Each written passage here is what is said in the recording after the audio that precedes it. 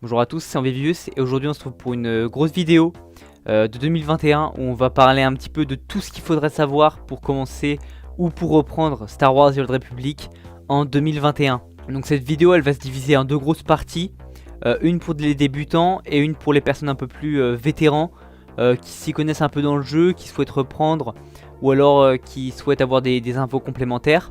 Donc il y aura tout un timecode dans la description avec toutes les étapes. Donc par exemple voilà, il va y avoir dans la première partie qu'est-ce que SWTOR, le rapport entre SWTOR et Star Wars, créer son personnage, les premiers mouvements, etc. Je pense que ceux qui ont déjà joué ils connaissent déjà tout ça. Et c'est pour ça en fait vous pouvez directement sauter les parties qui vous intéressent pas et aller directement aux parties qui vous intéressent. Donc voilà, j'espère que cette vidéo va vous plaire et on va commencer dès maintenant. Premièrement, qu'est-ce que SWTOR, me direz-vous? Eh bien c'est un jeu vidéo sorti sur PC en 2011 et basé sur l'univers étendu de la saga Star Wars. C'est un jeu de type MMORPG ou MEPORG, à se goinfrer des MEPORG, c'est-à-dire un jeu massivement multijoueur où vous allez créer votre propre personnage et commencer votre aventure dans la galaxie. C'est un jeu de type Open World où vous allez pouvoir vous déplacer de planète en planète pour accomplir des missions, explorer l'environnement, suivre votre histoire et jouer avec vos amis. Maintenant vous allez me dire quel est le rapport entre les films Star Wars et le jeu SWTOR. Eh bien il est assez simple. L'histoire de Star Wars The Old Republic prend place 3500 ans avant les événements des films Star Wars. C'est-à-dire que nous sommes dans une période de guerre entre la République Galactique et l'Empire Sith. C'est une période extrêmement intéressante de l'univers étendu je trouve, et j'aimerais beaucoup voir une adaptation de cette guerre au cinéma ou en série, même s'il est difficile d'espérer avec Disney aux commandes. Si vous avez joué au jeu KOTOR, sachez que l'histoire de SWTOR prend place 300 ans après les événements de ces jeux, c'est-à-dire qu'on retrouvera l'héritage de Bastila Shan ou d'autres personnages comme des droïdes HK ou Revan. Maintenant que je vous ai donné envie de jouer, comment installer le jeu? Avant, il fallait aller sur le site internet swtor.com pour se créer un compte et télécharger le jeu. Vous pouvez faire cela, mais le jeu est sorti sur Steam en juillet 2020. Il suffit donc simplement d'aller sur Steam et de télécharger le jeu. Steam va vous installer le launcher, puis il faudra cliquer sur créer mon compte afin de créer vos informations de connexion, votre adresse email, mot de passe, etc. Une fois connecté sur le launcher, le jeu va s'installer sur votre ordinateur. Sachez que SWTOR prend pas mal d'espace de stockage sur votre disque dur et qu'il faut une configuration correcte pour le faire tourner. De plus, il est presque impossible de jouer si vous êtes sur Mac. Après l'installation du jeu, il va falloir que vous créiez votre premier personnage. Le jeu vous demande premièrement de sélectionner un serveur. Je vous conseille soit de prendre The Leviathan si vous voulez absolument jouer avec des Français, et Darth Malgus si parler anglais ne vous dérange pas et que vous souhaitez vous investir sérieusement dans le jeu. Après cela, vous aurez le choix entre deux factions, l'Empire et la République, puis ensuite le choix entre 8 classes différentes, comme vous le voyez ici. Si vous êtes un grand débutant, je vous conseille de partir soit sur une Sentinelle Jedi ou sur un Marauder Sith. C'est une classe vraiment sympathique à jouer, avec des animations classe et qui possède 2 sabres laser. Vous devez ensuite choisir la race de votre personnage, et normalement vous aurez le choix entre Zabrak, Cyborg et Humain. Après, vous pourrez modifier l'apparence de votre personnage, sa tête, la couleur de ses yeux, la couleur de sa peau, etc. Choisissez un nom pour votre personnage, et si vous n'avez pas d'inspiration, cliquez sur aléatoire et vous serez prêt à jouer. Je ne vais pas vous spoiler la première cinématique, et je vous laisse la découvrir par vous-même. À présent, on va voir un peu les mouvements de base du jeu.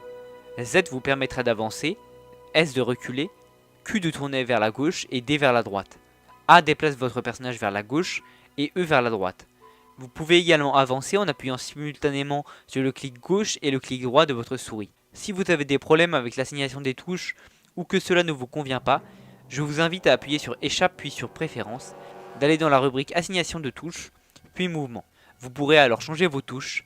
Personnellement, je n'aime pas tourner à gauche avec Q et je préfère faire un pas vers la gauche avec Q et vers la droite avec D. Réglez comme bon vous semble. De plus, si vous avez besoin d'aide et que vous êtes bloqué, je vous invite à cliquer sur le petit point d'interrogation en surbrillance pour afficher le panneau de didacticiel qui vous aidera avec les fondamentaux du jeu.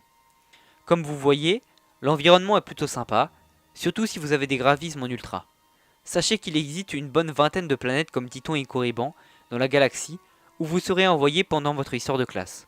L'environnement est plutôt varié et vous verrez au cours de votre aventure aussi bien des planètes de lave comme Oricon que des planètes dévastées comme Taris ou d'autres comme Manaan. Vous vous baladerez aussi pas mal sur des hangars comme on le voit dans les films Star Wars. En plus des environnements, les musiques sont en général pas mal taffées dans Star Wars The Old Republic et sont assez incroyables, que ce soit pour Balmorra, Dromundkas ou Rishi. À présent, on va un peu parler de l'interface, parce que je sais que ça en décourage pas mal parce qu'ils n'y comprennent que dalle. C'est plutôt simple. En bas à droite, vous avez votre minimap qui vous permet de vous repérer dans l'environnement proche. Appuyez sur M pour ouvrir la grande carte de l'endroit où vous vous trouvez. En bas de l'écran, vous trouverez vos barres d'accès rapide où vous allez pouvoir placer des compétences afin de les effectuer, que ce soit des attaques, des sorts défensifs ou même votre régénération de points de vie. Au-dessus de cela, vous avez le portrait de votre personnage avec son niveau et ses points de vie. En face, vous aurez le portrait de la personne que vous ciblez. Vous pouvez cibler quelqu'un en faisant tab ou en faisant un clic gauche sur lui. Les cibles alliées apparaîtront en vert ou en bleu, les cibles neutres en jaune et les cibles ennemies en rouge. En haut à droite de votre écran, vous avez le journal de vos missions, que vous pouvez aussi ouvrir en appuyant sur L.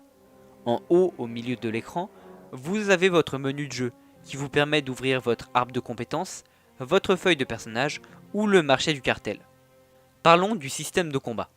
Après avoir ciblé votre adversaire, soit en cliquant dessus ou en appuyant sur Tab, vous pouvez cliquer sur les sorts de votre barre de compétences pour les effectuer, ou vous pouvez utiliser les touches 1, 2, 3 au-dessus des touches AZERTY de votre clavier.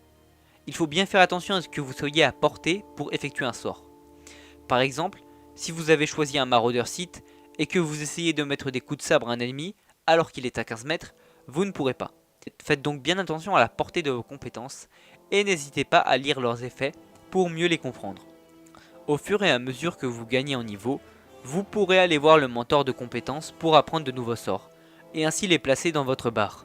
Au niveau 10, si vous n'avez plus de place, je vous invite à cliquer sur le petit plus de votre barre de compétences, puis de sélectionner avancé pour avoir des emplacements de barres supplémentaires. Plus vous augmenterez en niveau, plus les combats deviendront intéressants et plus les animations seront classe. SWTOR a un système de choix et d'alignement plutôt cool. Lorsque vous devez parler à un PNJ dans le cadre d'une mission, une cinématique se lance. Vous aurez en général 3 choix de réponses possibles, ce qui va changer les réponses du PNJ. Parfois, vous pourrez même faire le choix de faire une action du côté obscur ou du côté lumineux de la force, que vous soyez faction Empire ou faction République. Cela va contribuer à votre alignement, c'est-à-dire que vous pouvez très bien jouer un Jedi du côté obscur ou jouer un Sith du côté lumineux. C'est ce qu'a fait Predalmando dans sa série de let's play sur le jeu. Je vous mets le lien en description si jamais vous êtes intéressé. Vos choix vont avoir un impact sur la tête de votre personnage. Par exemple, si j'ai un alignement du côté obscur élevé, mon personnage va avoir des yeux qui tendent vers le rouge avec un teint pâle de Sith comme vous le voyez. Pour terminer cette partie pour les débutants, je vais aborder le sujet des histoires de classe et des classes miroirs du jeu. Il y a 8 différentes histoires dans SWTOR et donc 8 scénarios différents. Le Chevalier Jedi, qui regroupe la sous-classe Sentinelle et Gardien Jedi, a donc une histoire différente du Jedi consulaire, regroupant Ombre Jedi et Érudit Jedi. Il faut savoir que dans SWTOR, les classes sont ce qu'on pourrait appeler miroirs. Le Chevalier Jedi est l'équivalent du guerrier Sith, le soldat du chasseur de primes, le contrebandier de l'agent impérial et le Jedi consulaire de l'inquisiteur Sith.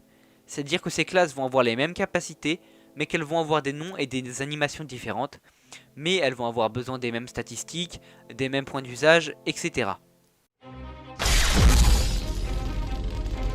Maintenant, passons à la partie destinée aux joueurs un peu plus expérimentés, qui connaissent déjà le jeu ou qui ont déjà joué dans le passé. Premièrement, faisons un point sur ce qu'il s'est passé depuis la sortie du jeu fin 2011. Il y a eu l'extension 2.0 Rise of the Hutt Cartel, sortie en septembre 2013, et permettant aux joueurs de passer niveau 55. Elle a rajouté notamment la planète Makeb. Il y a eu au cours de l'année 2014 les extensions Galactic Starfighter et Galactic Stronghold, qui ont rajouté respectivement des combats de vaisseaux en joueur contre joueur dans l'espace et des forteresses, des sortes de QG qui sont liés à votre héritage et que vous pouvez décorer comme vous le voyez ici. La mise à jour 3.0 Shadow of Revan est sortie en décembre 2014, rajoutant notamment les planètes Yavin 4 et The Host et permettant aux joueurs de monter jusqu'au niveau 60. En octobre 2015 sort l'extension 4.0 Night of the Fallen Empire, dont vous avez sûrement vu les trailers sur YouTube et qui sont assez incroyables.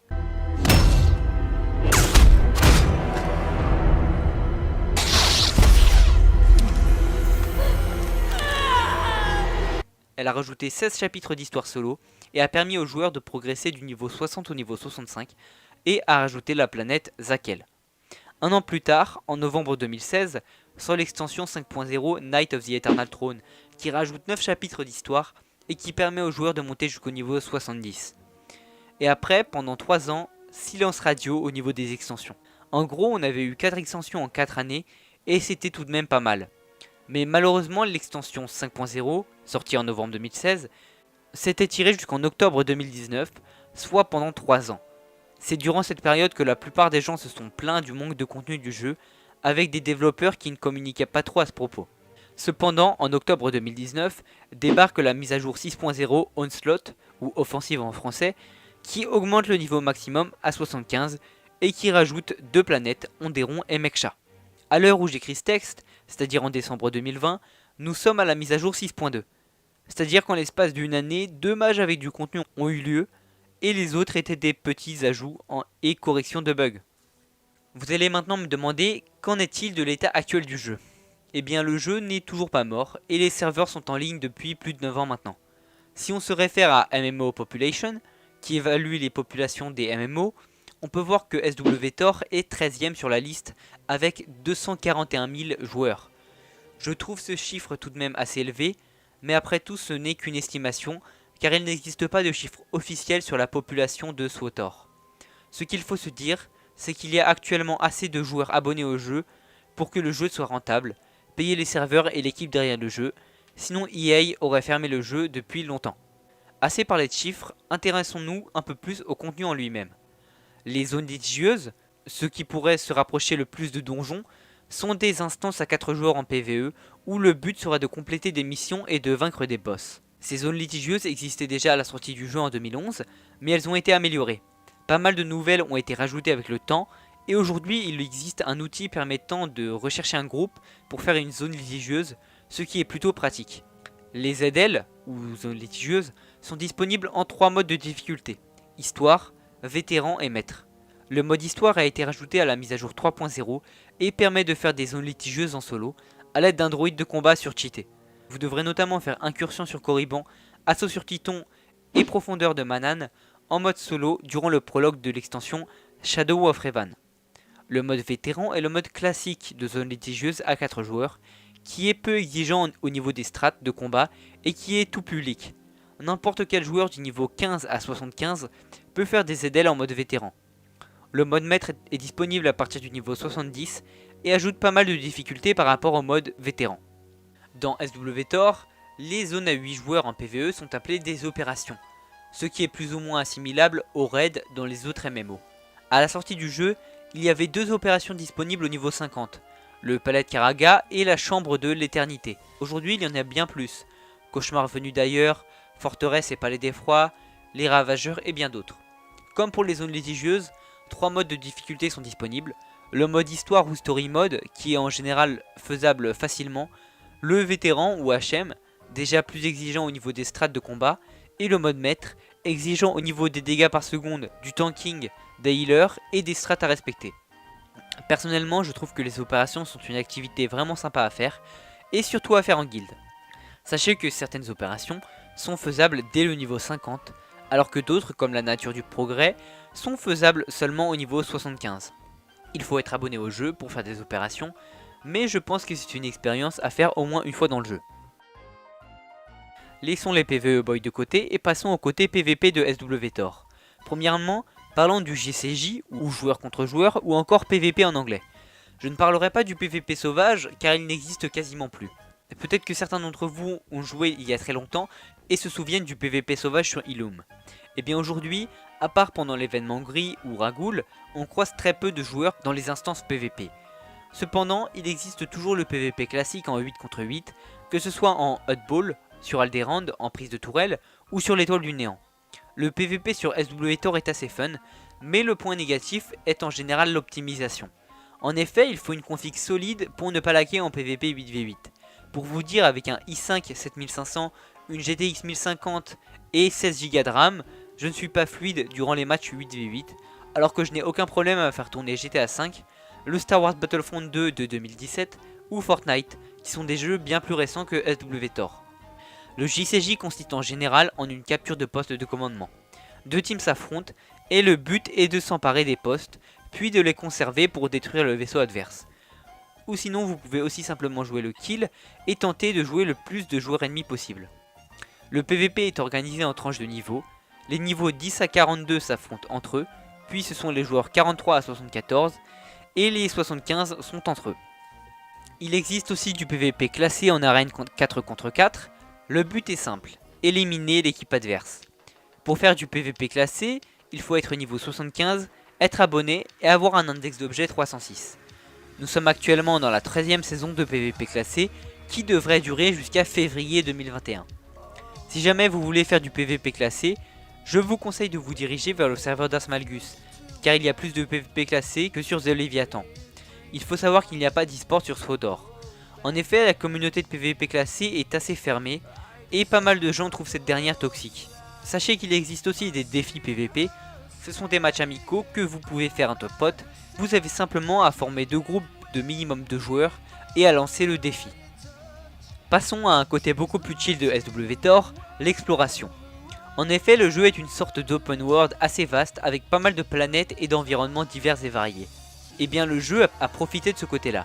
Il y a par exemple des missions d'exploration comme celle du Droid Chercher ou du Macroscope, dans lequel le but est de parcourir la galaxie à recherche d'items variés.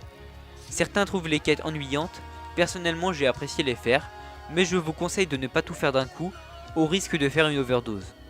Il existe aussi des datacrons cachés dans le jeu, que vous pouvez chercher dans la galaxie. Si vous voulez pas prendre trop de temps, il existe des guides pour les trouver plus facilement comme HoloGuide. Je vous mettrai le lien dans la description si ça vous intéresse. Jouer seul sur SWTOR c'est très sympa, mais qu'en est-il du jeu en guilde? Eh bien premièrement, pour trouver une guilde c'est simple, il y a des annonces très souvent sur les planètes de départ comme Corriban, Titon ou la flotte impériale. Certaines guildes vont être des usines recrutant des centaines de joueurs de tout niveau et qui vont avoir pour but d'être dans le top conquête de la semaine, alors que d'autres seront en plus petit comité et auront pour objectif de faire des opérations en mode maître par exemple, ou simplement de jouer en mode chill pour se détendre. Le jeu en guilde peut être bien pour plein d'activités en jeu. J'ai parlé tout à l'heure de la chasse des datacrons, et bien ça peut être fun de la faire avec un ami de votre guilde par exemple. Changeons totalement de domaine.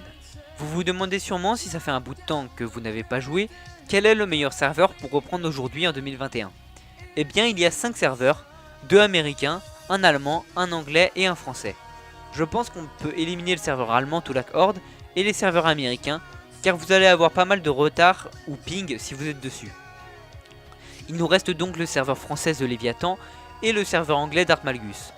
Il faut savoir que la communauté française est divisée à ce sujet, tout le monde a son petit avis là-dessus. Certains français restent sur le serveur français, même si la population est assez faible, et d'autres incitent à migrer sur le serveur anglais d'Artmalgus, qui a une population bien plus élevée et assez diversifiée au niveau européen.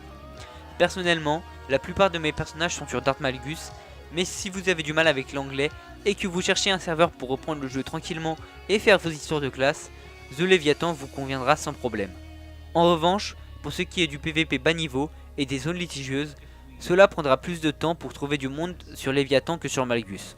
Voyons maintenant le modèle économique de SWTOR. Vous avez peut-être connu, si vous avez joué il y a longtemps, le moment où il fallait acheter la boîte du jeu et payer un abonnement en plus. Eh bien cette époque est révolue. À présent le jeu est free to play, c'est-à-dire que vous pouvez l'installer dès maintenant si vous en avez envie et jouer jusqu'au niveau 60 gratuitement. Si vous avez déjà un compte et que vous étiez abonné dans le passé, votre compte est au statut de privilège, c'est-à-dire que vous bénéficiez de bonus par rapport à ceux qui ne sont pas abonnés, comme le fait d'avoir la capacité de sprint dès le niveau 1. Vous pouvez également vous abonner, que ce soit sur Steam ou sur le site du jeu pour 12,99€ par mois. Vous abonner vous permettra d'avoir accès aux opérations et aux PvP classés, entre autres.